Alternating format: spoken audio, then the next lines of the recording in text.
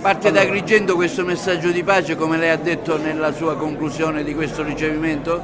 Ma certo, Agrigento può dare buonariamente, una lezione al mondo. Dare una lezione è una frase che spesso viene associata a un rivestirsi d'autorità.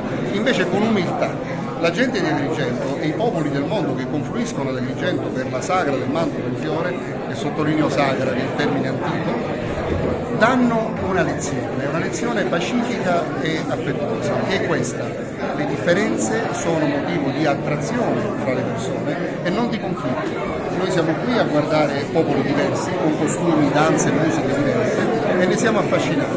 Ecco, se fosse sempre così, forse metteremmo un piccolo mattoncino in più sul difficile muro della pace.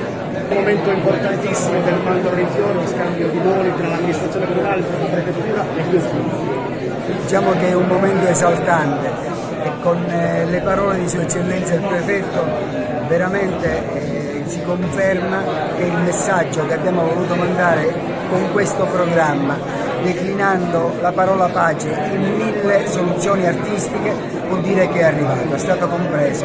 Stiamo diffondendo questo messaggio di pace affinché Agrigento non sia solo capitale italiana della cultura, ma sia anche capitale della pace, che possa partire questo segnale al mondo da Agrigento oggi. Negli ultimi giorni di festa, un primo consuntivo. Non amo fare consuntivi prima che finisce la festa, vedo la gente che sorride, vedo tutti i messaggi di affetto che ci arrivano e andiamo avanti.